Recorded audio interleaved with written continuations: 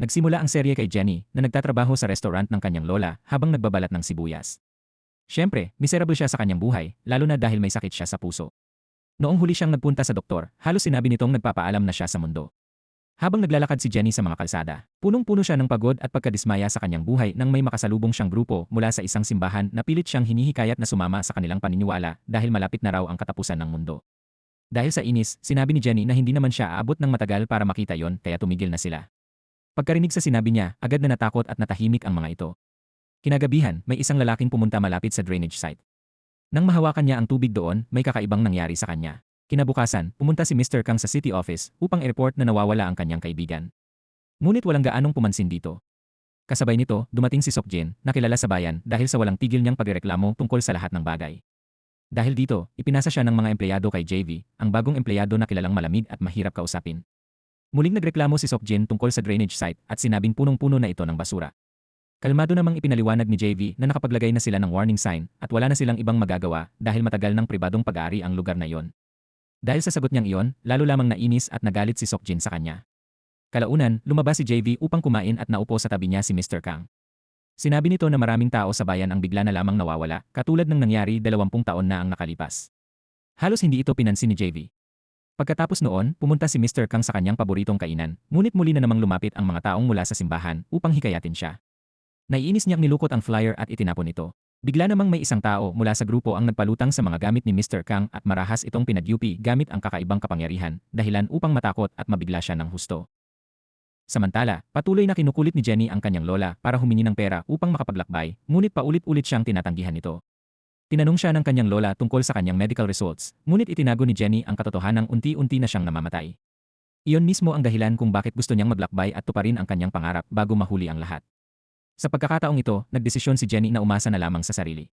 Binuksan niya ang kanyang alkansya, tinipon ang lahat ng natitira niyang pera, nag-empeke ng kanyang mga gamit at tahimik na lumabas ng bahay. Ngunit agad siyang nahuli ni Robin, na kasama nilang nagtatrabaho sa restaurant. Sinubukan din niyang manghiram ng pera rito, ngunit wala rin itong maibigay dahil kapos din siya. Samantala, nalaman na si Sokjin ay kontrolado ng kanyang asawa sa bahay dahil ito ang nagbabayad ng lahat ng gastusin. Nang malaman ng kanyang asawa na gusto niyang ipadala sa biyahe ang kanyang ina, agad niya itong tinanggihan at sinabing hanggang malapit na hotel lang ang kaya nilang ibigay. Malungkot na sinundo ni Sokjin ang kanyang anak sa paaralan, ngunit dahil sa kanyang tsinelas ay nadapa siya sa harap ng maraming tao. Nagkunwari pang hindi siya kilala ng kanyang anak na tuluyang nagpabagsak ng kanyang loob. Kalaunan, naupo si Sokjin kasama si Robin sa bahay nito at pareho silang nagreklamo tungkol sa kanilang kahirapan. Pumunta naman si Jenny sa palengke upang bumili ng mga gamit para sa kanyang paglalakbay habang pilit na hindi nagpapahalata. Ngunit kilala na pala siya ng lahat. Kahit si JV, kahit bagong salta pa lamang sa bayan, ay alam kung sino siya dahil kumalat na ang reputasyon niya bilang baliw na apo ng may-ari ng restaurant. Nang mapansin ni JV na bumibili si Jenny ng mga kahina-hinalang gamit at may dalang mabigat na maleta na kahawig ng trunk ng sasakyan ni Mr. Kang, nagsimula siyang maghinalang pinatay nito si Mr. Kang. Pinilit niya itong buksan ang maleta, ngunit puro walang kwentang gamit lamang ang laman nito. Napahiya si JV, ngunit agad siyang nag-alala nang may muntik ng mahulog kay Jenny. Mabilis niya itong hinila papalapit sa kanya upang protektahan. Siyempre, agad siyang pinilit ni Jenny na pulutin ang lahat ng nagkalat niyang gamit na parang mabait na utusan. Hindi pa roon nagtapos iyon dahil sinabi rin ni Jenny na babayaran nito ang kanyang labada dahil nadumihan ang kanyang mga damit. Dahil alam ni JV na may kasalanan siya, pumayag na lamang ito. Pagkatapos noon, nakausap ni Jenny ang kanyang lola sa telepono. Habang naghihintay ito sa bahay, sinabi nitong namimiss na niya ang dating mabait at masayahing apo na nakilala niya noon at umaasang babalik pa ito balang araw. Ngunit malamig na sinabi ni Jenny na matagal nang nawala ang dating siya. Dahil dito, agad siyang pinagalitan ng kanyang lola at mahigpit na sinabihang huwag na huwag magsasalita tungkol sa kamatayan. Kalaunan, pinuntahan ni Jenny sina Robin at Sokjin at hiniling na magpanggap silang kinidnap siya. Gusto niyang gumawa sila ng video at ipadala iyon sa kanyang lola kapalit ng ransom money. Pumayag naman agad ang dalawang uto-uto dahil pinangakuan sila ni Jenny ng parte sa pera. Habang proud na pinapanood ni Robin at Sokjin ang kanilang dramatikong kidnapping video, hindi nila napansin na sumasakit na pala ng husto ang puso ni Jenny. Ilang segundo lang ang lumipas, tuluyan nang tumigil ang tibok ng kanyang puso at namatay siya sa harap nila. Nataranta si Robin at Sokjin. Una nilang sinubukang iligtas si Jenny, ngunit huli na ang lahat. Napaiyak si Robin habang yakap ang katawan nito, samantalang tuluyang nawala ng kontrol si Sokjin dahil walang maniniwalang wala silang ginawa rito. Dahil dito, nagdesisyon si Sokjin na itapon ang katawan ni Jenny malapit sa drainage site dahil halos walang pumupunta roon. Samantala, kumatok ng malakas ang landlord ni JV sa kanyang pintuan upang muling pagalitan siya tungkol sa malalakas na ingay mula sa kanyang apartment. Humingi siya ng paumanhin bago bumalik sa kanyang silid kung saan magulo ang lahat ng gamit. Kalmado niyang sinimulang tingnan ang isang file na naglalaman ng mga pangalan ng bata, impormasyon, medical records, at mga artikulo tungkol kay Dr. Ong, isang doktor na naaresto 20 taon na ang nakalipas matapos ang isang pagsabog sa isang ampunan. Nabunyag ang katotohanan tungkol kay Dr. Ong matapos magtestigo si Mr. Kang, na dating gwardiya roon. Inamin nito na lihim na nagsasagawa si Dr. Ong ng mapanganib na eksperimento sa mga bata sa ampunan. Doon nagsimulang mapagtanto na si JV ay kasalukuyang naghahanap kay Mr. Kang. Pumunta siya sa bahay nito ngunit wala niya itong nadatnan. Ang tanging nakita niya roon ay ang itinapong flyer mula sa simbahan. Samantala, nang magising si Mr. Kang, natagpuan niya ang sarili na nakakulong sa isang silid kasama ang nawawala niyang kaibigan. Ngunit hindi na ito ordinaryong tao dahil naging isang nakakatakot na halimaw na ito. Habang nangyayari iyon, pilit namang hinihila ni Seokjin at Robin ang katawan ni Jenny papunta sa drainage area. Punong-puno sila ng takot at konsensya, ngunit pinipilit pa rin nilang ituloy ang kanilang plano. Habang ihahagis na sana nila ang katawan, biglang dumating si JV at tinanong kung ano ang ginagawa nila roon. Dahil sa gulat, dali-dali nilang itinago ang katawan sa likuran nila, ngunit lalo lamang naghinala si JV at iginiit na ipakita nila kung ano ang kanilang tinatago. Nang lumingon sila, aksidente nilang nabangga ang katawan ni Jenny dahilan upang mahulog ito diretsyo sa drainage pit. Pagkakita ni JV sa katawan, agad siyang nataranta. Kinakabahan sinabi ni Seokjin na baka buhay pa si Jenny at huwag silang mag-alala, ngunit malinaw na hindi naniwala si JV. Mabilis siyang lumapit sa katawan habang desperadong ipinapaliwanag ni Seokjin at Robin na kinidnap lamang nila si Jenny at wala silang ginawa rito. Galit na sumigaw si JV at tinanong kung ano bang klaseng mga tao sila dahil kidnapping at murder pa ang ginawa nila. Agad siyang tumawag ng pulis habang paulit-ulit namang isinusumpa ni Seokjin at Robin na hindi nila pinatay si Jenny. Ngunit nang muli nilang tingnan ang katawan, bigla na lamang itong nawala. Maya-maya, dumating ang mga pulis. Ipinaliwanag ni JV na nakita niyang itinatago ni Seokjin at Robin ang bangkay ni Jenny, ang apo ng may-ari ng restaurant. Ngunit kalmado lamang na itinuro ng pulis ang likuran niya at sinabing ang tinutukoy ba niya ay ang babaeng nakatayo mismo roon. Paglingon ni JV, nakita niyang nakatayo si Jenny na parang walang nangyari. Hindi siya makapaniwala kaya paulit-ulit siyang tumingin upang matiyak na hindi siya naghahalusinate. Halos mawalan din ng ulirat si Seokjin at tinanong si Robin kung si Jenny nga ba talaga ang taong nasa likuran nila. Dahil sa sobrang gulat, agad namang hinimatay si Robin. Maging si Jenny ay hindi rin makapaniwala dahil malinaw niyang natatandaang namatay siya. Hindi niya maintindihan kung paano siya muling nabuhay. Ngunit hindi lamang iyon ang kakaibang nangyari. Noong pilit na binubuksan ni JV ang maleta ni Jenny at nagliparan ang mga gamit nito, hindi niya namalayang nakokontrol niya pala ang mga iyon gamit lamang ang kanyang kamay kahit malayo siya rito. Samantala, nakipag-ugnayan ang lola ni Jenny sa isang retiradong detective na kakilala niya at hiniling na i-track ang cellphone ng apo. Sa una, may kakaibang impormasyong sinabi ang detective. Ayon sa signal, nasa Jeju Island daw si Jenny. Hindi iyon pinaniwalaan ng kanyang lola dahil imposibleng makarating agad doon si Jenny. Ngunit maya-maya, biglang bumalik ang signal sa malapit na lugar. Pagpasok ng kanyang lola sa silid ni Jenny, doon niya napagtantong seryoso talaga itong umalis at iwan ang bahay. Samantala, iniimbestigahan naman sina Seokjin at Robin sa presinto. Katulad ng bilin ni Jenny, itinanggi nila ang lahat at sinabing naglalakad lamang sila sa lugar ng mga oras na iyon. Habang nagpapatuloy ang investigasyon, biglang pinagpawisan ng sobra ang isang pulis na nanggaling sa drainage site. Naiinis itong nagreklamo at sinabing matagal na niyang sinasabihan ang mga tao na linisin ang lugar na iyon. Nalilito pa rin ang lahat kung paano nakaligtas si Jenny. Ipinaliwanag naman niya na nang magising siya, may nakita siyang diver sa harapan niya kahit wala siyang ideya kung saan ito nanggaling. Ngunit walang naniwala sa kanyang kwento. Hindi nagtagal, dumating ang kanyang lola at narinig nito ang buong plano tungkol sa peking kidnapping. Agad na natakot ang lahat. Nagtago naman si Jenny sa loob ng kabinet, ngunit bigla siyang napunta sa ibang panahon kung saan nakita niyang may mga taong pinapahirapan sa kanyang harapan. Habang nangyayari iyon, patuloy namang pinapagalitan ng kanyang lola sina Seokjin at Robin. Nang buksan nito ang kabinet upang hanapin si Jenny, laking gulat niya nang makitang walang tao roon. Ilang sandali lang ang lumipas, bigla na lamang muling nagpakita si Jenny mula sa kung saan. Nanginginig sa takot, sinabi niyang may mga kakaiba siyang nakikita. Inakala naman ni Seokjin na nagpapanggap lamang siya upang makaiwas sa sermon nang hindi alam na totoong napunta siya sa ibang lugar. Narinig ni JV ang lahat ng ito at lalo siyang naging interesado kay Jenny. Samantala, iniimbestigahan naman si Mr. Kang sa isang lihim na pasilidad. Tinanong siya kung alam ba niya kung nasaan ang immortal child. Ipinaliwanag niya na may ilang batang nakaligtas 20 taon na ang nakalipas, ngunit hindi niya alam kung sino sa kanila ang immortal child. Gayunpaman, malinaw pa rin niyang naalala ang isang batang may numerong 3972. Pagkarinig pa lamang sa numerong iyon, agad bumalik ang kanilang mga alaala. 20 taon na ang nakalipas, dumating sa pasilidad ang batang may numerong 3972 at sumailalim sa iba't ibang eksperimento. Halos wala na itong maalala tungkol sa kanyang nakaraan maliban sa malabong imahe ng isang babaeng nagsasampay ng damit kahit hindi niya matandaan ang mukha nito. Kalaunan, nagkaroon siya ng kakayahang kontrolin ang mga bagay gamit ang kanyang isip, ngunit hindi niya ito makontrol ng maayos kaya muntik na siyang mamatay dahil dito. Sa tamang oras, may isa pang batang tumulong at nagligtas sa kanya. Binalaan siya ng batang may numerong 3972 na mag-ingat dahil maaari rin siyang mamatay. Ngunit mumiti lamang ang isa pang bata at sinabing kahit ano pa ang mangyari, hindi siya mamamatay. Ang batang iyon ang immortal child na desperadong hinahanap ngayon ng organisasyon. Madalas mapanaginipan ni JV ang mga alaalang iyon at palagi siyang nagigising na hindi makontrol ang sarili dahil sa tindi ng mga ito. Iyon ang dahilan kung bakit laging may malalakas na ingay mula sa kanyang apartment. Samantala, dinala naman ng lola ni Jenny ang apo sa doktor at doon sila nakatanggap ng nakakagulat na balita. Ganap nang gumaling si Jenny. Perpekto na ang kanyang kalusugan at walang maipaliwanag ang doktor maliban sa tawagin itong isang himala. Pagkarinig sa salitang iyon, may biglang naalala ang kanyang lola minsan nang may nagsabi noon na si Jenny ay isang miracle child. Dahil sa sobrang pagkabahala, umuwi ang lola ni Jenny at agad na tinawagan si Choi. Samantala, magkasamang umiinom sina Seokjin at Robin habang nag-aalala kung ano ang maaaring gawin ng lola ni Jenny sa kanila kapag nalaman nito ang lahat. Dahil sa frustration, basta na lamang naghagis si Robin ng lata, ngunit laking gulat niya nang bumaon iyon at makagawa ng malaking butas sa kanilang pader. Napatitig siya sa takot dahil hindi niya maintindihan ang kakaibang kapangyarihang bigla niyang nakuha. Kasabay nito, pag-uwi ni Seokjin sa bahay ay bigla niyang natuklasang dumikit ang kanyang kamay sa freezer. Kahit anong lakas ng hila niya, hindi niya ito matanggal. Dahil dito, tuluyan siyang nataranta dahil hindi rin niya maintindihan kung ano ang nangyayari sa kanya. Kinabukasan, masayang sinabi ng lola ni Jenny na malaki na ang improvement ng kanyang kalagayan, kahit kailangan pa rin niyang sumailalim sa regular na check-up para makasigurado. Ipinahayag din itong binilhan niya si Jenny ng plane ticket at bibigyan pa siya ng pera, ngunit may kondisyon, kailangan muna niyang sumunod sa ilang patakaran at magtrabaho ng maayos. Dahil dito, labis na natuwa si Jenny at agad na kumain ng marami sa sobrang saya. Sa mismong oras na yon, tumawag si Choi sa kanyang lola at nagkasundo silang magkita. Kalaunan, nagsimulang magtrabaho si Jenny kasama si Robin na hanggang ngayon ay hindi pa rin maintindihan ang nangyari sa kanya. Bigla namang dumating si JV at diretsahang tinanong si Jenny kung may alam ba siya tungkol sa Wonderkinder. Hindi man lang niya mabigkas ng maayos ang salita. Dahil dito, lalo pang naghinala si JV at direkta niyang tinanong kung paano siya nabuhay matapos mamatay. Kinabahan si Jenny at itinanggi ang lahat. Sinabi niyang natutulog lamang siya noon.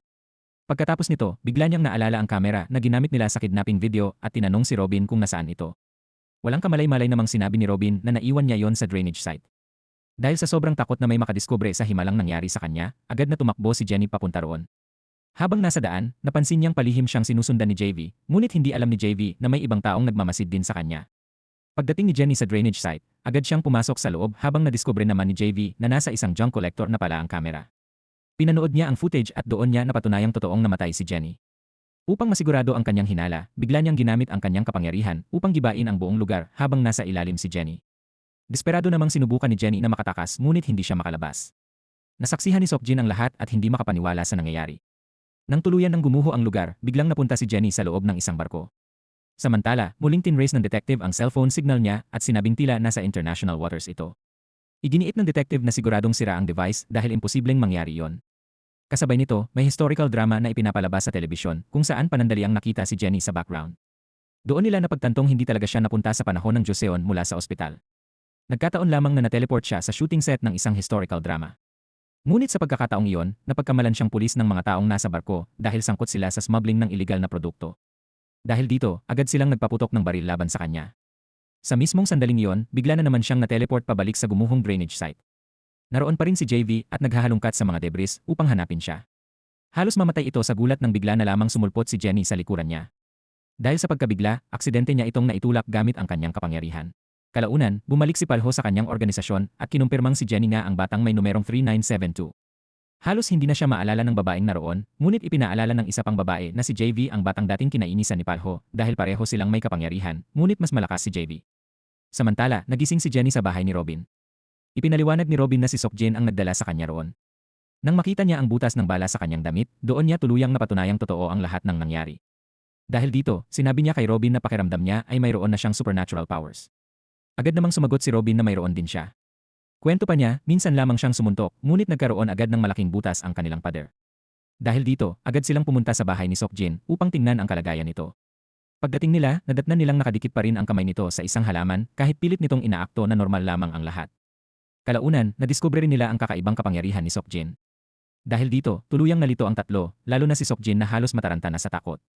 Ibinunyag pa niya na si JV, ang empleyado sa city office, ay may kapangyarihan din at sinubukan pa nitong patayin si Jenny noong umagang iyon. Dahil dito, agad na nagdesisyon si Jenny na harapin si JV sa trabaho nito. Ngunit nagkunwari lamang si JV na wala siyang alam at patuloy na iniiwasan si Jenny habang sunod naman ito ng sunod sa kanya. Kalaunan, nagdahilan si JV na may trabaho siya sa labas kaya umalis siya ng opisina, ngunit sinundan pa rin siya ni Jenny at ng iba. Samantala, nalaman ng lola ni Jenny na patay na si Choi, ang lalaking dapat sana niyang makikita. Nang puntahan niya ang bangkay nito, sinabi sa kanya na nagpakamatay raw ito at nag-iwan pa ng mensahe bago mamatay. Sa mensahe, sinabi ni Choi na naawa siya kay Dr. Ong dahil mali itong napagbintangan 20 taon na ang nakalipas at hindi naman talaga ito nagsagawa ng eksperimento sa mga bata. Dahil dito, napagtanto ng lola ni Jenny na malamang ay pinilit lamang si Choi na sabihin yon. Kalaunan, nalaman nilang nakalaya na si Dr. Ong mula sa kulungan sa tulong ng isang misteryosong tao na nag-utos sa kanyang hanapin ang immortal child. Una niyang pinuntahan ang bahay ni Choi upang maghanap ng impormasyon. Nang matuklasan niyang alam pala ng may-ari ng restaurant ang katotohanan, ipinadala niya si Juran, isa sa mga babae ng organisasyon, upang patayin si Choi gamit ang kakayahan nitong kontrolin ang isip ng tao. Doon nila natuklasan na ang headquarters pala ng organisasyon ay ang misteryosong simbahan. Hindi nagtagal, 2 detective ang bumisita sa simbahan upang magtanong tungkol sa mga nawawalang tao. Magiliw silang sinalubong ng misteryosong babae at ipinakita ang magandang lugar sa kanila.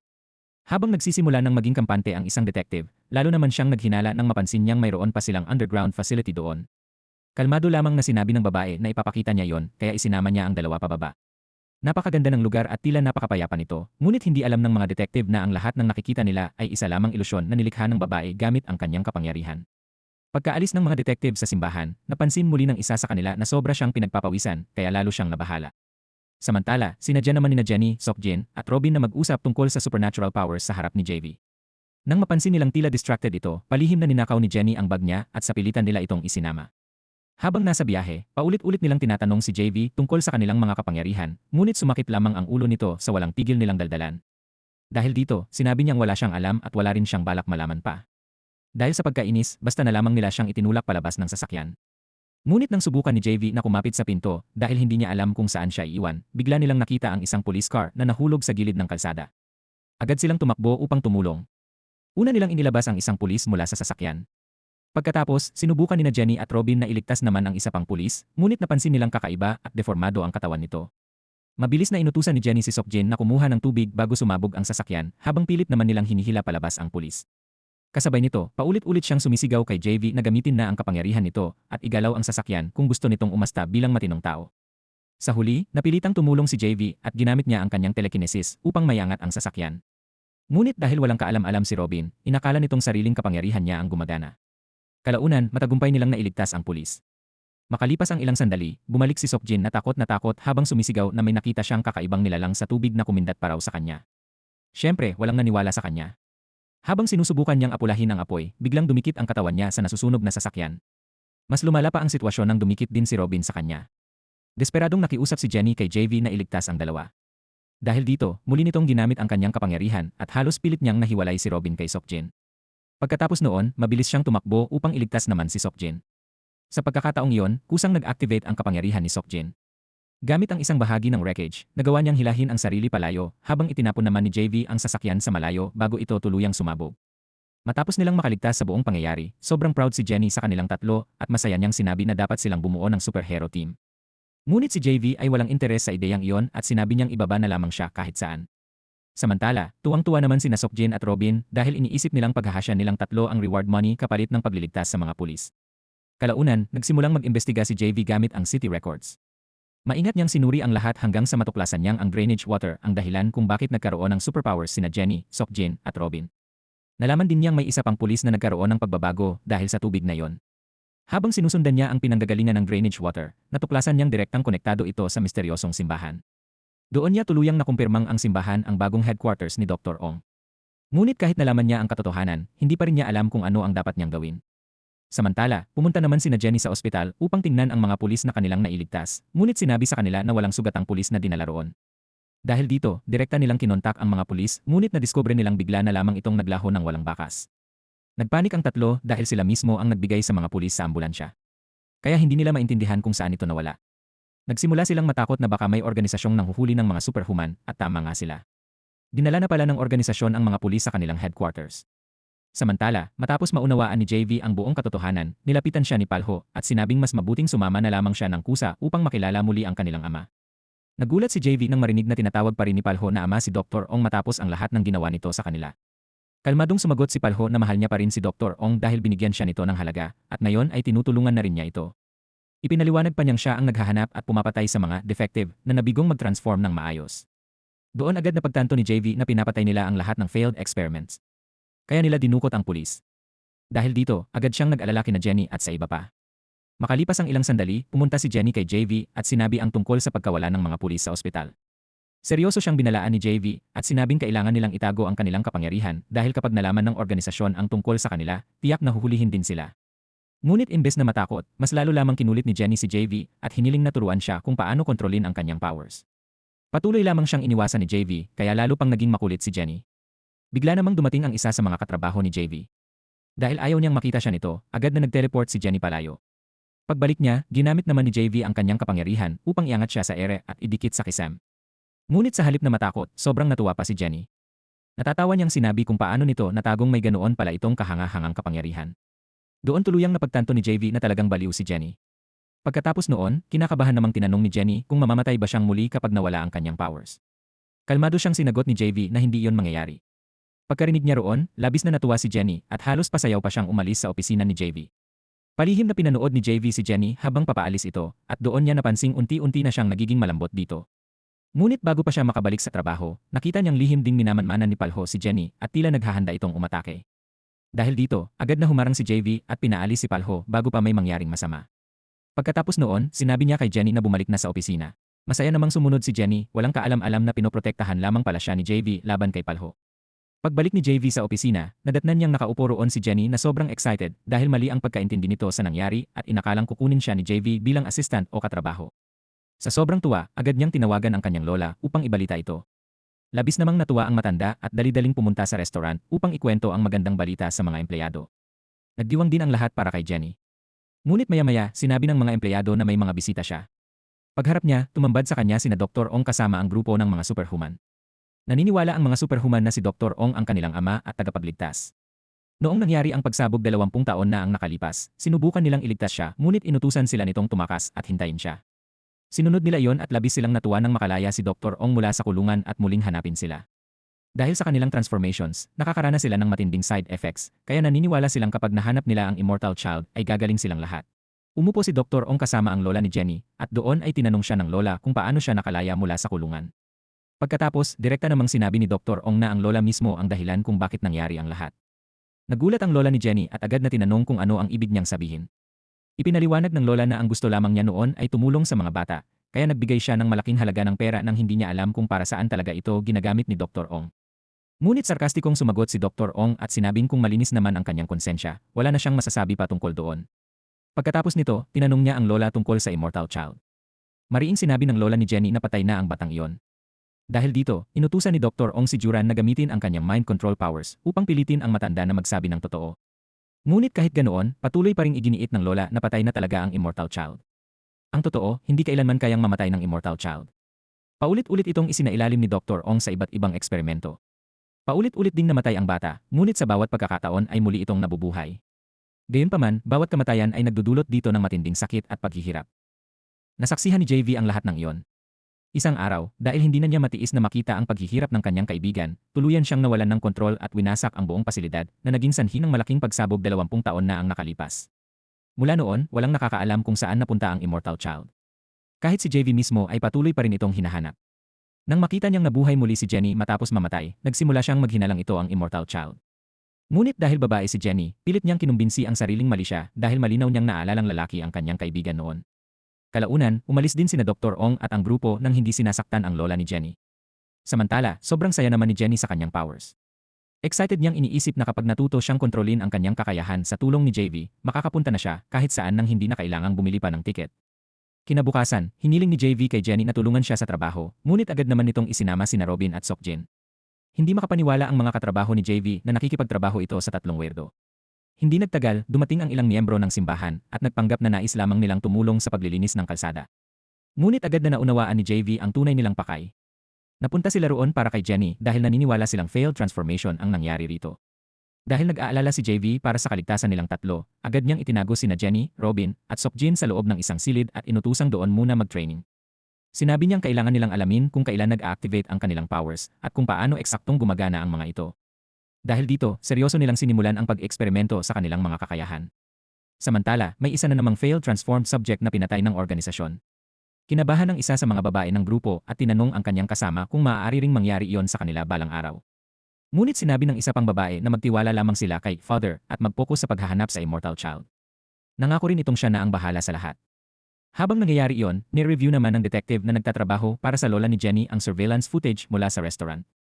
Napansin niyang minsan lamang lumitaw sa kamera ang mga superhuman. Ipinakita niya ang footage sa lola ni Jenny kung saan makikita ang sandaling napansin ni Palho si Jenny at sinabi kay Dr. Ong na palagi itong kasama ni JV. Agad namang inutusan ni Dr. Ong si Palho na dalhin si Jenny sa kanila. Ngunit nang subukan ni Palho na lapitan siya, bigla na lamang naglaho si Jenny sa harapan nito. Labis na natakot ang lola ni Jenny sa kanyang nakita.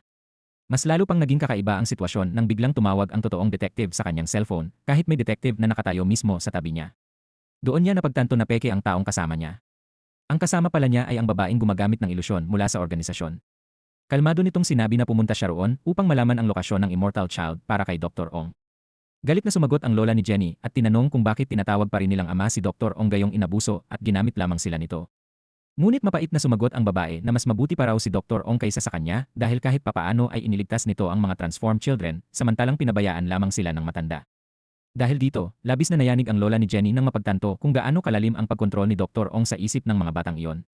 Pagkatapos noon, binantaan siya ng babae na kapag hindi niya sinabi kung nasaan ang Immortal Child, ikukulong siya nito habang buhay sa nakakatakot na hallucinations. Ngunit malamig lamang na sumagot ang lola ni Jenny na para bang hindi pa sapat na impyerno ang huling 20 taon ng kanyang buhay. Pagkaalis ng babae, agad na inutusan ng lola ni Jenny ang totoong detective na hanapin kaagad ang kanyang apo dahil labis siyang nag-aalala para sa kaligtasan nito. Samantala, natuklasan naman ni JV na tuluyan nang nababaliw ang leader ng grupo sa simbahan at totoong naniniwala itong himala ang kanilang supernatural powers. Bulag itong sumusunod sa lahat ng utos ni Palho at sinabi pa kay JV na mamamatay na siya dahil iyon ang gusto nila. Maya-maya, agad nang umatake si Palho. Ang unang taong pinatay ni Palho ay mismong leader ng simbahan. Pagkatapos noon, nakipaglaban na siya kay JV. Habang naglalaban ng dalawa, aksidenteng nag-teleport si Jenny sa gitna ng gulo at natulala sa kanyang nakita. Sa mismong sandaling inihagis ni Palho ang isang sasakyan papunta sa kanya, mabilis na nag-teleport si Jenny pabalik kina Robin at Sokjin upang balaan sila na nasa panganib si JV. Ngunit habang hawak niya si Robin, aksidente niya itong naisamang mag-teleport pabalik sa lugar ng laban. Pagkakita sa kanilang tatlo, agad nagdesisyon si Palho na patayin silang lahat. Muli siyang naghagis ng sasakyan diretsyo sa kanila. Dahil dito, mabilis na tumakbo si Jenny at niyakap si JV upang protektahan ito. Tinamaan sila ng sasakyan at natabunan pareho ng mabigat na wreckage. Napangiti si Palho dahil inakala niyang tapos na ang laban. Ngunit biglang binuhat ni Robin ang buong sasakyan na parang wala lang. Hindi makapaniwalang napatingin si Palho at tinanong kung nag-transform din ba ito at isa ring defective. Mayabang namang sumagot si Robin at sinabing wala namang problema sa kanya. Muling umatake si Palho, ngunit kahit ano ang ihagis nito ay lahat ng nasa paligid lamang ni Robin ang nasisira habang siya mismo ay hindi natatamaan. Ang mas nakakatawa pa rito, wala talagang ideya si Robin sa ginagawa niya at akala niya ay nananalo siya dahil lamang sa pagpalakpak at pag-asta niya ng dramatic. Samantala, muling nag-teleport si Jenny kasama si JV at sa pagkakataong iyon ay napunta siya sa lugar na matagal na niyang gustong marating. Ngunit may isang problema. May matulis na bagay na tumusok sa kanyang leeg at unti-unti siyang namatay sa harapan ni JV. Walang magawa si JV kundi panoorin siyang mawalan ng buhay, ngunit makalipas lamang ang ilang sandali ay muli na namang nagising si Jenny na parang walang nangyari. Lubos na nalito si Jenny sa nangyari, ngunit doon naman tuluyang nakumpirma ni JV na may koneksyon siya sa Immortal Child. Gayunpaman, dahil sa sobrang pagod mula sa matinding laban at labis na paggamit ng kanyang powers, biglang nawalan ng malay si JV. Pagkatapos ng laban, halatang pagod na rin si Palho kaya pinagalitan siya ni Juran dahil sa padalos-dalos nitong paggamit ng kapangyarihan. Galit din tinanong ni Tony kung bakit pa nito nilabanan si JV. Nagtaka naman si Palho kung bakit tila labis itong nag-aalala para kay JV. Nagkunwari si Tony na concern lamang siya dahil isa si JV sa kanila, ngunit hindi iyon ang totoo. Matagal ng espesyal si JV para kay Tony. Noon pa man, ginagamit na ni Tony ang kanyang illusion powers upang ipakita kay JV ang magagandang ilusyon na minsan pang nakapagpangiti rito. Simula noon, lihim na niyang minahal si JV. Samantala, dinala naman ni Jenny ang walang malay na si JV pabalik sa apartment nito habang nanatili rin si Robin upang tumulong. Magkasama nilang ginamot ang mga sugat ni JV at doon nila napansing puno ng peklat at lumang sugat ang katawan nito, patunay kung gaano kahirap ang buhay na pinagdaanan niya. Kalaunan, ikinuwento ni Robin kay Sokjin na nakalaban nila ang isang napakalakas na miyembro ng Wonderkinder. Napabuntong hininga si Sokjin at tinanong kung ibig bang sabihin ay kabilang na rin sila sa grupong iyon. Galit namang sumagot si Robin at sinabing hindi sila kabilang doon dahil defective lang daw ang tawag sa kanila ng lalaking iyon. Samantala, ipinadala naman ng lola ni Jenny ang detective upang imbestigahan ang lugar kung saan naglaban sina Palho at JV. Nakakita ito ng maraming dugo ng tao sa paligid, ngunit hindi nito matukoy kung kanino iyon nanggaling. Pagbalik naman sa apartment ni JV, nanatili si Jenny sa tabi nito dahil naawa siya rito. Habang natutulog si JV, mahina nitong tinawag ang kanyang ina, dahilan upang maantig si Jenny. Hindi rin namalaya ni JV na nahawakan nito ang kamay ni Jenny habang natutulog. Kalaunan, bumalik si Jenny sa bahay ng kanyang lola upang kumuha ng mga gamit, nilinis niya ang apartment ni JV at ipinagluto pa niya ito ng pagkain. Pagkagising ni JV at makita ang lahat ng ginawa ni Jenny, labis siyang naantig. Kinabukasan sa trabaho, muli niyang nadatnan sina Jenny, Robin, at Seokjin na nakapaligid sa kanya habang sunod-sunod siyang tinatanong tungkol sa Wonderkinder at kung paano nila ito lalabanan. Binalaan sila ni JV na napakadelikado ng mga taong iyon at kaya silang patayin anumang oras, kaya mas mabuting huwag silang makialam. Narinig ni Tony ang lahat ng iyon at hindi niya maintindihan kung bakit patuloy na kinukukop ni JV ang mga failed transformations. Ngunit hindi lamang sila pinoprotektahan ni JV, sinimulan niya rin silang sanayin. Inutusan niya silang alamin kung kailan eksaktong nag-activate ang kanilang powers. Kalaunan, natuklasan nilang lumalabas ang powers ni Robin tuwing pinapagalitan siya. Kay Seokjin naman, hindi pa rin nila lubusang maintindihan kung ano talaga ang trigger ng kapangyarihan nito. Kay Jenny naman, alam na nilang nag-activate ang kanyang powers kapag bumibilis ang tibok ng kanyang puso, ngunit hindi pa rin nila alam kung paano iyon kontrolin. Dahil dito, nagsimula ng panghinaan ng loob si Jenny. Ngunit bigla siyang nakakita ng ipis at agad na nataranta. Sa sobrang takot, hinabol niya ito upang patayin. Doon agad napansin ni JV na ilusyon lamang iyon dahil maya-maya ay dumami pa ang mga ipis sa paligid. Nagsimula na palang gamitin ni Tony ang kanyang illusion powers upang magpakita ng mga insekto at pag-awayin silang lahat. Muli niyang hinarap si JV at tinanong kung bakit pinoprotektahan nito ang mga taong iyon at tinuturing pa silang parang pamilya. Dahil dito, lalo lamang nabahala si JV nang makita kung gaano ka-obsessed si Tony sa paniniwalang may pakialam pa rin si Dr. Ong sa kanila. Nang sumobra na si Tony, tuluyan na itong itinulak palayo ni JV at nabasag ang ilusyon na ginagawa nito. Kinagabihan, habang magkasamang nakaupo sina JV at Jenny, ikinuwento niya ang tungkol kay Tony at sinabi ring hinahanap din nito ang Immortal Child. Ipinaliwanag ni JV na dati silang matalik na magkaibigan ng Immortal Child. Totoong hindi ito kayang mamatay, ngunit kalaunan ay nawalan siya ng balita tungkol dito at nagsimula pa siyang mag-isip na baka tuluyan na itong naglaho. Nagtaka si Jenny at tinanong kung paano ito mawawala kung hindi naman ito kayang mamatay. Tahimik namang sumagot si JV at sinabing katulad lamang iyon ng nangyari kay Jenny. Dahil dito, lalo niyang pinaghinalaang konektado si Jenny sa Immortal Child, lalo na nang matuklasan niyang matagal nang pinupunduhan ng lola nito ang research ni Dr. Ong. Labis na nasaktan si Jenny nang marinig ang katotohanan iyon. Dahil dito, hinarap niya ang kanyang lola tungkol sa operasyong isinagawa sa kanya noong 7 taong gulang pa lamang siya. Sa wakas, inamin din ng kanyang lola ang totoo. Noong panahong iyon, naghihinalo na si Jenny kasabay ng nangyaring pagsabog. Samantala, kahit mukhang patay na ang Immortal Child, aktibo pa rin ang brain activity nito. Dahil dito, pinayuhan ni Choi ang lola ni Jenny na ilipat ang puso ng Immortal Child kay Jenny upang mailigtas ang kanyang buhay. Tuluyang nadurog si Jenny sa nalaman niya. Hindi lamang pala naging dahilan ang kanyang lola sa pagkasira ng buhay ng inosenteng batang iyon, kundi tumulong pa ito sa pagpupondo sa mga kakilakilabot na eksperimento ni Dr. Ong. Dahil sa matinding guilt, gumala si Jenny sa mga lansangan habang umiiyak at hindi niya kayang harapin si JV. Palihim naman siyang sinusundan ni JV mula sa malayo dahil nag-aalala ito para sa kanya. Kalaunan, tumanggi si Jenny na umuwi at sa bahay na lamang ni Robin natulog. Kinabukasan, hindi rin siya pumasok sa trabaho kaya lalo pang nag-alala si JV. Samantala, palihim namang pumasok sa simbahan ang detective na inutusan ng lola ni Jenny at nag-record ng mga nangyayari roon. Natuklasan niyang totoong naniniwala ang mga tao sa loob sa sinasabi ni Napalho at ng grupo nito na magwawakas ang mundo bago matapos ang taon. Naniniwala sila rito dahil nakikita nilang gumagawa ng mga himala ang mga superhuman. Isa na rito ang paggamit ni Palho ng kanyang kapangyarihan upang makatayo at makalakad muli ang isang batang may kapansanan. Sa halip na isipin nilang supernatural ability lamang iyon, buong puso nilang pinaniwala ang isa iyong banal na himala. Kinagabihan, sa wakas ay nagpunta si Jenny upang makita si JV. Agad nitong napansin na gutom si Jenny kaya tahimik itong bumaba upang bumili ng pagkain para sa kanya. Habang umiiyak, sinabi ni Jenny na hindi niya alam kung ano ang sasabihin dahil nawala ang kaibigan ni JV dahil sa pamilya at lola niya. Ngunit mahinahong sinabi ni JV na hindi niya yon kasalanan. Maya-maya, dumating naman si Robin na may dalang napakaraming pagkain mula sa restaurant ng lola ni Jenny. Dahil sa kabaitan at pag-aalaga ng mga taong nasa paligid niya, labis na naantig si Jenny. Kalaunan, bumalik siya sa kanyang lola at sinabi rito na kahit hindi niya kayang patawarin ang mga ginawa nito noon, hindi rin niya hahayaang may manakit dito. Labis namang natuwa ang kanyang lola nang marinig iyon. Ngunit walang babala, bigla na lamang nag-empake si Jenny ng kanyang mga gamit at lumipat sa apartment ni JV. Isinama pa niya si Robin dahil ayon sa kanya, hindi tamang magsama sa isang bahay ang lalaki at babae nang silang dalawa lamang. Napabuntong hininga na lamang si JV at nagpasalamat na hindi sumama si Seokjin. Ngunit kinabukasan, dumating pa rin si Seokjin at parang normal lang na nakikikain ng almusal sa apartment ni JV habang sinusubukan nitong magtrabaho. Tuluyan nang napagod si JV sa kanilang tatlo. Sa kabila nito, ipinagpatuloy pa rin nila ang kanilang training. Kalaunan, natuklasan nila ang trigger ng powers ni Seokjin. Nag-activate pala ang kapangyarihan nito tuwing nagsisinungaling siya. Samantala, sinubukan naman nilang hanapin ang trigger ng powers ni Jenny sa pamamagitan ng mga bagay na kayang magpabilis ng tibok ng kanyang puso. Doon nila natuklasan na agad gumagana ang kape. Sa mismong sandaling uminom si Jenny nito, sunod-sunod siyang nag-teleport kung saan-saan habang masayang namamasyal at bumibili ng mga bagay para sa lahat. Minsan, tinanong ni JV kung kaya ba niyang magsama ng ibang tao kapag nagte-teleport. Agad siyang hinila ni Jenny at dinala diretsyo sa tabing dagat. Sa totoo lang, muntik na niya itong iwan doon bilang parusa, ngunit paulit-ulit siyang tinawagan at kinulit ni JV kaya napilitan siyang sunduin ito. Ang problema, tuwing bumabalik siya at nakikitang tumatakbo si JV papunta sa kanya, bumibilis ang tibok ng kanyang puso kaya muli siyang nagte-teleport palayo. Paulit-ulit itong nangyari hanggang sa sumuko na lamang si JV at umuwi gamit ang pampublikong sasakyan. Pagdating niya sa apartment, nadatnan niyang naghanda si Jenny ng simpleng birthday celebration para sa kanya. Hindi nga alam ni JV kung kailan talaga ang kanyang kaarawan. Masayang iniabot ni Jenny ang maliit na cake dahilan upang tahimik na maantig si JV. Ngunit bigla na lamang sinabi ni JV kay Jenny na huwag basta-basta manghusga ng tao. At pagkatapos sabihin yon, palihim niyang nilagyan ng gamot si Jenny upang mawalan ito ng malay. Pagkatapos noon, nakipag-ugnayan siya kay Dr. Ong. Doon na bunyag na simula pa lang ay may lihim ng kasunduan sina JV at Dr. Ong. Tutulungan ni JV na mahanap ang immortal child kapalit ng isang bagay na gusto niya. Samantala, nagsimulang mag-alala si Seokjin para sa kanyang mga kasama. Nang lumabas siya upang hanapin sila, laking gulat niya nang matuklasang matagal na palang nagtatrabaho laban sa kanila si JV.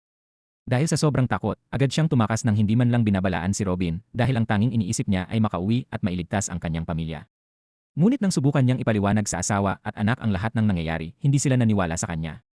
Inakala lamang nilang nagsasabi na naman siya ng kung ano-anong kalokohan tulad ng dati.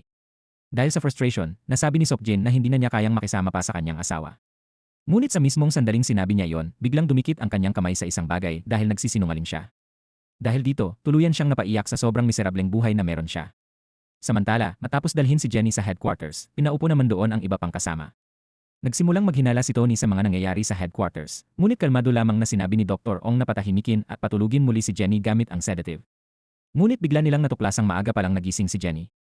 Sa halip na mataranta, pinagtawanan pa niya ang lugar at sinabing mukha itong laboratorio ng isang baliw na scientist. Hindi siya pinansin ni Dr. Ong at ipinagpatuloy lamang nito ang paghahanda ng mga kagamitan. Maya-maya, inilabas ni Jenny mula sa kanyang bulsa ang paborito niyang coffee jelly. Nang kainin niya ito, agad na nag-activate ang kanyang powers at nakapag-teleport siya palayo.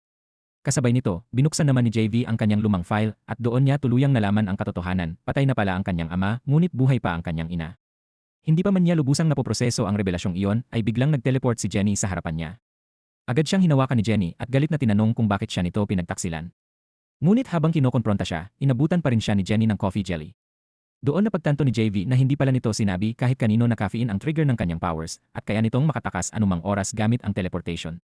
Ibig sabihin, hindi na sana niya kailangang ibigay si Jenny kay Dr. Ong. Habang malapit nang umiyak si Jenny sa harapan niya, bigla naman itong nag-teleport muli dahil sa hiya. Sa kasamaang palad, aksidente siyang bumalik mismo sa headquarters. Natural lamang na agad nila siyang pinatulog muli at sinimulan ang paghahanda para sa operasyon. Pagkagising ni Jenny, malamig na ipinaliwanag ni Dr. Ong na papatayin nila siya upang mabuhay ang ibang mga bata.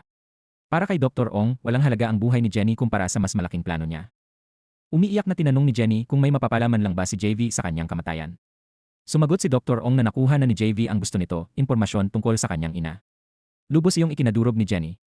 Ngunit sa sarili niya, naiintindihan din niya kung bakit ginawa iyon ni JV kaya hindi niya ito tuluyang magawang kamuhian. Kinabukasan, naghanda naman ang lola ni Jenny upang makipagkita sa pangalawang investor na tumulong noon sa pagpupondo sa proyekto. Ngunit pagdating niya roon, wala na ang lalaki. Sinabi ng detective na inilipat ito sa simbahan. Dahil dito, agad na nagpanik ang lola ni Jenny para sa kaligtasan ng kanyang apo. Samantala, sinabi na rin ni Seokjin kay Robin ang buong katotohanan tungkol sa natuklasan niya. Dahil dito, tuluyang nagalit si Robin at iginiit na kailangan nilang iligtas agad si Jenny. Sinubukan siyang pigilan ni Seokjin at tinanong kung bakit niya isa sa panganib ang kanyang buhay para rito.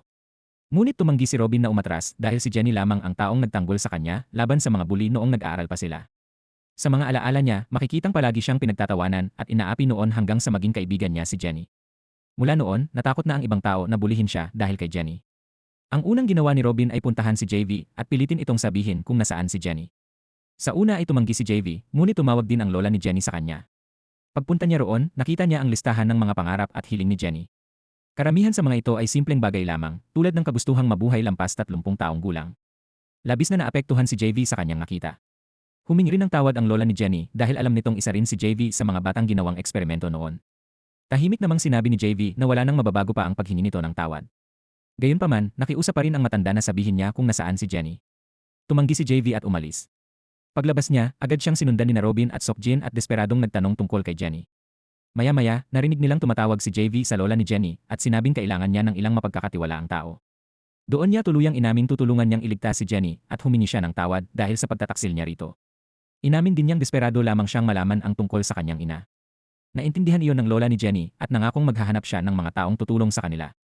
Agad namang pumunta si JV sa kanyang trabaho at humingi ng pabor sa kanyang boss, isang mapa ng loob ng simbahan. Nang makuha nila yon, sinimulan na nilang planuhin ang rescue mission. Samantala, ginamit naman ni Dr. Ong ang dugo ni Jenny upang gumawa ng serum na kayang magpahaba ng buhay. Sinubukan niya ito sa mga daga at naging matagumpay ang eksperimento, dahilan upang labis siyang matuwa.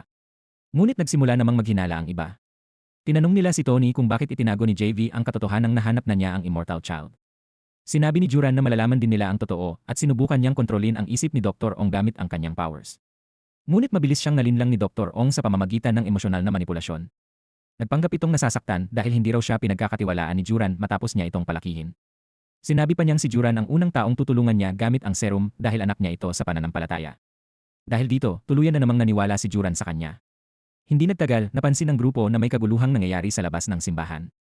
Ang totoong dahilan pala nito ay sina Lola ni Jenny at ang mga tagabayan na gumagawa ng gulo bilang distraction habang palihim namang ipinapasok ng detective sina JV at ang iba sa simbahan mula sa likod. Pagpasok nila sa loob, ibinunyag ng detective na isa rin pala siya noon sa mga batang ginawang eksperimento sa proyekto. Dahil winasak ni JV ang pasilidad maraming taon na ang nakalipas, nailigtas ng detective at ng 20 iba pang bata ang kanilang buhay bago pa sila maisailalim sa eksperimento. Taos-puso nitong pinasalamatan si JV dahil kung hindi dahil sa kanya, hindi sana sila nabigyan ng pagkakataong mamuhay ng normal. Labis namang naantig si JV sa sinabi nito. Agad nilang sinimulan ang rescue mission. Tahimik na pinabagsak nina JV, Robin at Sokjin ang mga gwardiya isa-isa habang papasok sa loob ng simbahan. Samantala, labis na kinilabutan si Jenny nang makita niyang may dinalang matandang mayamang lalaki na siyang tatanggap sana ng kanyang heart transplant. Dahil dito, sarkastiko niyang tinanong si Dr. Ong kung kasinungalingan lamang ba ang lahat ng sinasabi nito tungkol sa pagliligtas sa mga bata at sa sangkatauhan. Kalmado namang sumagot si Dr. Ong na mahalaga at makapangyarihan ang matandang lalaki, samantalang si Jenny ay ordinaryong tao lamang na walang halaga ang buhay kumpara rito. Sa unang pagkakataon, emosyonal na lumaban si Jenny. Sinabi niyang hindi siya walang kwenta. Para sa kanyang lola, siya ang buong mundo nito. Para rin sa kanyang mga kaibigan, napakahalaga niya. At higit sa lahat, ayaw niyang mamatay. Desperado siyang lumaban para mabuhay. Sa mismong sandaling iyon, dumating sina JV at ang iba pa at nailigtas siya bago pa magsimula ang operasyon. Pagkakita kay JV, halos maiyak si Jenny sa sobrang emosyon. Bigla namang lumapit si JV sa kanya upang sadyang pabilisin ang tibok ng kanyang puso. Agad namang nag-activate ang teleportation powers ni Jenny at sinabi ni JV na pumunta siya sa ligtas na lugar. Sa lahat ng lugar na pwede niyang puntahan, direkta siyang nag-teleport sa apartment ni JV. Kawawa naman ang kanyang lola.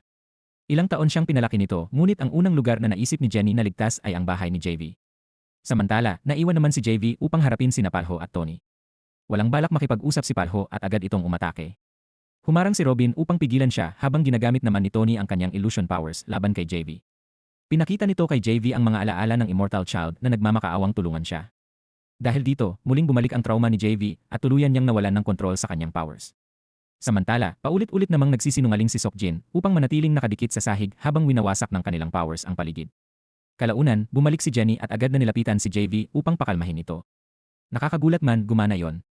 Unti-unting nakontrol muli ni JV ang kanyang powers at sa wakas ay inamin niyang gusto talaga niyang iligtas noon ang kanyang kaibigan ngunit hindi niya nagawa. Pagkatapos sabihin yon, nawalan siya ng malay.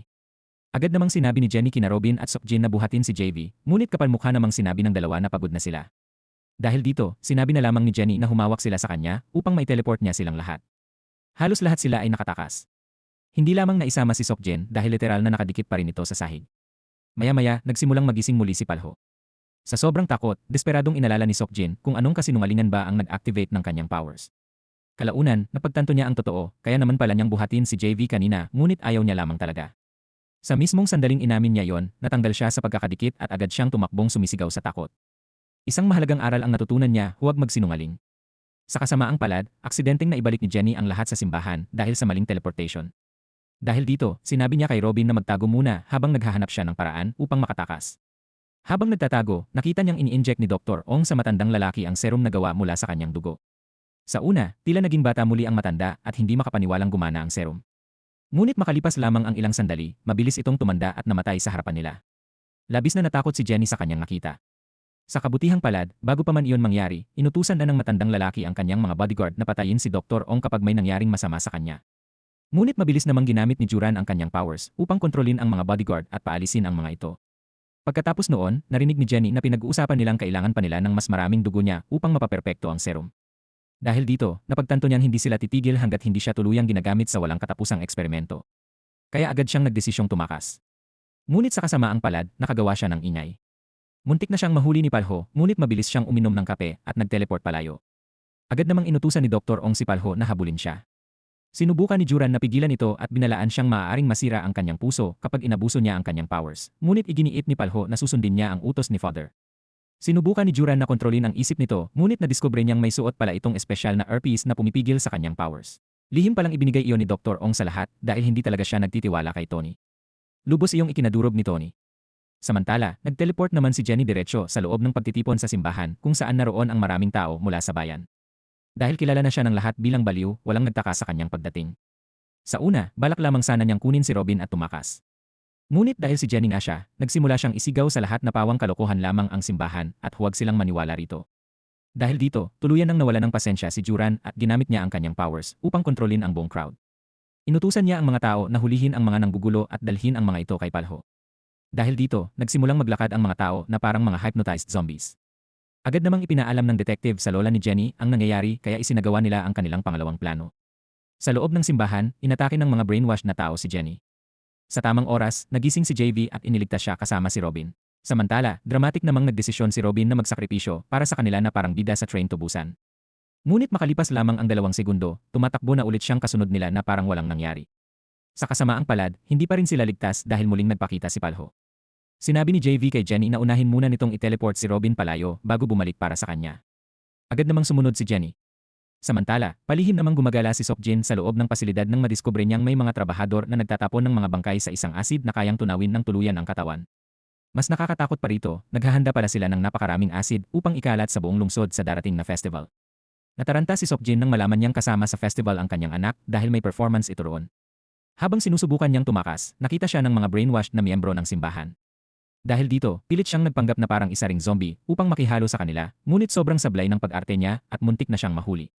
Sa tamang oras, biglang dumating si Jenny habang may hawak na chainsaw at iniligtas siya. Agad na sinabi ni Seokjin kay Jenny ang plano ng simbahan tungkol sa acid, dahilan upang matakot ito ng husto. Ngunit mas lalo pang lumala ang sitwasyon nang bumalik siya sa lugar ni na JV at Palho at madiskubreng pareho na silang nawawala. Samantala, tuluyan nang nawalan ng kontrol si Juran nang makita niyang malapit nang mamatay si Palho. Upang maprotektahan si Seokjin, agad siyang inilipat ni Jenny sa labas ng simbahan bago bumalik upang iligtas ang ibang sibilyan. Kasabay nito, ginamit ng lola ni Jenny ang sound system ng simbahan upang sirain ang mind control ni Juran. Dahil dito, unti-unting nagkamalay ang mga tagabayan at naguluhang nagtatanong kung bakit sila naroon. Samantala, muling narating ni JV si Dr. Ong at direkta niyang tinanong kung ano talaga ang plano nito. Sa wakas, sinabi ni Dr. Ong ang buong katotohanan. Noong nakaraan, nagsagawa siya ng eksperimento sa 75 bata. 25 ang agad na namatay. 50 naman ang nag-transform, ngunit kalahati sa kanila ay namatay rin habang dumaraan sa proseso. Ilan lamang ang tunay na nakaligtas, kabilang ang immortal child. Dahil dito, balak ngayon ni Dr. Ong na ikalat sa buong lungsod ang parehong transforming acid upang makalikha pa ng mas maraming immortal beings. Galit na sinabi ni JV na baliw siya dahil napakaraming inosenteng tao ang mamamatay. Ngunit malamig lamang na sumagot si Dr. Ong na ang mahalaga lamang ay ang mga makakaligtas. Dahil dito, tuluyan ng sinabi ni JV na kailangang mamatay si Dr. Ong para sa kapakanan ng mundo. Bigla namang pinalibutan sila ng mga armadong sundalo. Ginamit ni Juran ang kanyang powers upang utusan ang mga itong barilin si JV. Ngunit agad na pinatigil ni JV ang lahat ng bala sa ere gamit ang kanyang powers at ibinalik ang mga ito pabalik sa mga sundalo. May isang sundalo pang tinamaan ng sarili niyang bala. Labis na nagulat si Dr. Ong sa kanyang nakita. Sa mismong sandaling iyon, isang napakalaking pagsabog ang nangyari sa paligid nila. Agad itong naramdaman ni Jenny kaya mabilis siyang nag-teleport upang iligtas si JV. Ngunit pagdating niya roon, mga sugatang sundalo lamang ang kanyang nadatnan. Isa-isa niya silang iniligtas habang desperado niyang hinahanap si JV, ngunit wala niya itong makita. Ang totoo, nakatakas pala si Mr. Kang, ang dating gwardyang nakakulong, at lihim nitong iniligtas si JV. Habang umiiyak, humingi ito ng tawad dahil hindi niya nailigtas si JV noon nang magmakaawa itong buksan ang pinto ng pasilidad. Ngunit sa pagkakataong ito, ginamit ni Mr. Kang ang kanyang powers upang buksan ang daan at tuluyang makatakas si JV. Samantala, mabilis namang pinuntahan ni Juran si Dr. Ong at nadiskubreng halos patay na ito. Sa desperasyon, itinurok niya rito ang natitirang serum ngunit tumigil pa rin ang tibok ng puso nito. Dahil tuluyan ng nadurog, nawalan ng kontrol si Juran at nagsimulang manipulahin ang lahat ng tao sa paligid niya. Ginamit pa niya ang isang detective upang pagbantaan ang lola ni Jenny. Ngunit mabilis na inilipat ni Jenny sa ligtas na lugar ang kanyang lola gamit ang teleportation. Sa labas naman, habang nagkakagulo na ang lahat, patuloy pa ring naghahanda ang mga tagabayan para sa festival dahil wala silang ideya sa panganib na paparating, kabilang na ang asawa at anak ni Seokjin. Nang subukan ni Seokjin na balaan ng lahat, walang naniwala sa kanya. Sa halip, ipinagtanggol pa ng mga tao ang simbahan dahil marami itong naitulong sa kanila sa pera at kabuhayan. Dahil dito, tuluyang nawalan ng pag-asa si Seokjin. Ngunit dumating si Robin kasama si Jenny at nagdesisyon silang pigilan mismo ang plano ni Dr. Ong. Nagtaka si Sokjin kung bakit nila kailangang isugal ang kanilang buhay para sa ibang tao. Tahimik namang sinabi ni Jenny na hindi mga estranghero ang mga taong iyon kundi mga kapitbahay, kaibigan at pamilya nila. Doon tuluyang naantig si Sokjin. Naghiwa-hiwalay silang tatlo upang hanapin ang mga truck na may dalang acid, ngunit nagsimula na ang festival. Sandaling huminto si Sokjin upang panoorin ang performance ng kanyang anak habang nagpapatuloy naman sa paghahanap sina Jenny at Robin. Maya-maya, muling nakita ni Jenny si JV, ngunit agad siyang inatake nito dahil kontrolado pa rin siya ni Juran. Habang marahas na naglalaban sina JV at Robin, nagsimulang lumipad ang mga sasakyan sa ere sa gitna mismo ng performance ng anak ni Sokjin. Agad namang itinago ni Sokjin ang kanyang asawa at anak sa ligtas na lugar. Nilagyan pa niya ng headphones ang kanyang anak upang hindi nito marinig ang kaguluhan bago niya tahimik na sinabing mahal pa rin niya ang kanyang asawa. Pagkatapos noon, muli siyang tumakbo upang tulungan ang kanyang mga kasama. Samantala, desperado namang sinusubukan ni Jenny na maibalik sa katinuan si JV, ngunit bigla siyang sinakal nito. Dahil dito, agad niyang inilipat silang dalawa sa loob ng isang kuweba gamit ang teleportation. Doon sa wakas ay nakalaya si JV mula sa kontrol ni Juran at agad niyang niyakap si Jenny. Magkasama silang bumalik kina Sokjin at Robin, ngunit nadiskubre nilang kontrolado na ni Juran ang dose-dose ng sibilyan upang kalabanin sila. Maingat silang nakipaglaban ng hindi seryosong sinasaktan ang mga tao. Lahat ng ito ay nasaksihan mismo ng asawa at anak ni Sokjin na hindi makapaniwalang isa pala itong parang superhero. Samantala, paulit-ulit namang nagsisinungaling si Sokjin upang mapalakas ang kanyang adhesive powers. Ginamit niya ito upang pagdikit-dikitin ang malalaking grupo ng tao habang inililipat naman sila ni Jenny sa ligtas na lugar gamit ang teleportation. Kalaunan, napagtanto nilang ang tanging paraan upang matapos ang lahat ay ang pigilan mismo si Juran. Hinahanap siya ni Sokjin at paulit-ulit siyang iniistorbo tuwing susubukan niyang gamitin ang kanyang powers.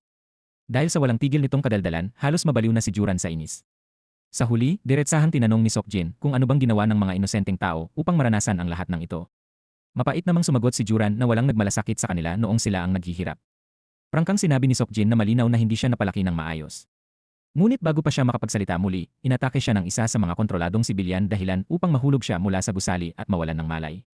Samantala, si Juran ay bumagsak rin dahil sa sobrang paggamit ng kanyang powers. Habang naghihinalo, sinabi niya kay Tony na ipaghiganti silang lahat pati si Palho. Nangako naman si Tony na gagawin niya yon. Ngunit bigla na lamang lumitaw si Jenny at sinaksak si JV. Agad namang inutusan ni Juran ang kanyang assistant na patayin kaagad si Jenny. Lahat ay nataranta nang makita nilang tila nasaksak si Jenny. Ngunit maya-maya, napagtanto nilang ilusyon lamang pala iyon na ginawa ni Tony. Ang Jenny na nasa tabi ni JV ay si Tony mismo, habang ang totoong si Jenny ay biglang lumitaw sa likuran nila at ligtas. Maging si Juran ay nalinlang din ng hallucination ni Tony. Habang naghihinalo si Tony, tuluyan itong bumagsak emosyonal dahil naniniwala siyang kasalanan niya rin ang pagkamatay ni Palho. Ngunit kahit malapit na siyang mamatay, bahagya siyang napangiti matapos niyang marinig na sa wakas ay nagpasalamat si JV sa kanya. Noong mga bata pa sila, ang mga ilusyon ni Tony ay hindi lamang nagpasaya kay JV kundi pati na rin sa ibang mga batang naging biktima ng eksperimento. Maya-maya, napansin nilang may pulso pa pala si Tony. Dahil dito, agad siyang binuhat ni Robin upang maisugod at mailigtas pa. Ngunit bago pa sila tuluyang makahinga ng maluwag, napansin nilang may napakalaking lobo na lumulutang sa ibabaw ng festival. Iyon pala ang lobo na may dalang lahat ng asid.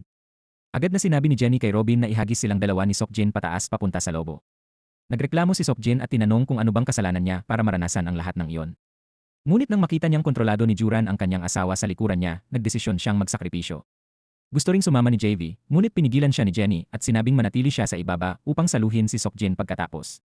Dahil dito, malakas silang inihagis ni Robin pataas. Ginamit ni Sokjin ang kanyang powers upang dumikit sa lobo habang umaakyat naman si Jenny pataas. Pagkatapos noon, tahimik na nagpaalam si Sokjin bago niya binitiwan ang sarili. Habang papalapit ang huling bilang ng countdown para sa bagong taon, tuluyang sumabog ang lobo. Ngunit sa tamang oras, nagawa ni Jenny na i-teleport ang pagsabog palayo sa lugar.